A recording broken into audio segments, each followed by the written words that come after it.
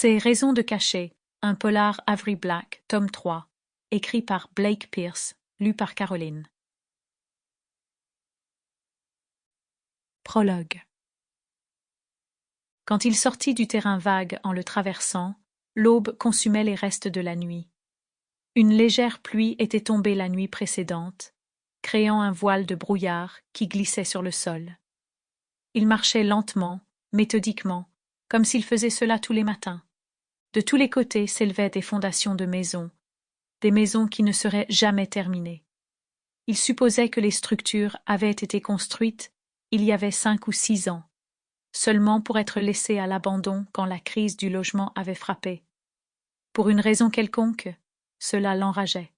Tant de promesses pour une famille et un entrepreneur, pour finir par échouer misérablement à la fin. Contre le brouillard, il avait l'air décharné, grand et mince, comme un épouvantail vivant. Son pardessus noir se mêlait parfaitement avec les légères volutes grises. C'était une scène éthérée. Cela lui donnait l'impression d'être comme un fantôme.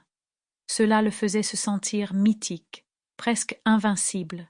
Il avait le sentiment de faire partie du monde, et que ce dernier faisait partie de lui. Mais il n'y avait rien de naturel dans sa présence ici. En fait, il avait préparé cela pendant des semaines, des mois en réalité. Les années passées n'avaient vraiment fait que l'accompagner, le poussant vers ce moment. Il marchait à travers le brouillard et écoutait la ville. L'agitation provenait de peut-être 1,5 kilomètre de là. Il était dans une partie de la ville oubliée, décrépie, une partie qui avait souffert de l'effondrement économique. Tant d'espoirs et de rêves anéantis jonchaient le sol recouvert de brouillard. Tout cela lui donnait la volonté de brûler. Patiemment, il attendait. Il faisait les 100 pas sans réel but.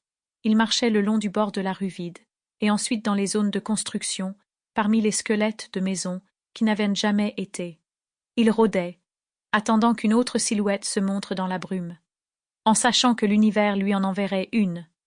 Enfin, elle apparut. Avant même que la silhouette ne soit complètement visible, il put la sentir à travers la faible lumière de l'aube et le brouillard rampant. L'ombre était féminine. C'est ce pourquoi il avait attendu. Le destin était en train d'être tissé juste devant lui.